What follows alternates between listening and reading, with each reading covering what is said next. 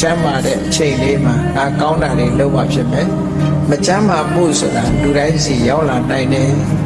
ရောက်လာမှဖြစ်တဲ့ကျမ်းမာတော့ကောင်းတာတွေလုပ်ပါပဲလို့ကောင်းတဲ့ဘက်ကိုသုံးချမယ်ဆိုရင်အတွေးတွေဝင်လာတော့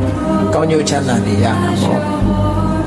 နောက်တစ်ခါလူတွေဟာအသက်ရှင်မှုပေါ်မှာလည်းမန်တက်တယ်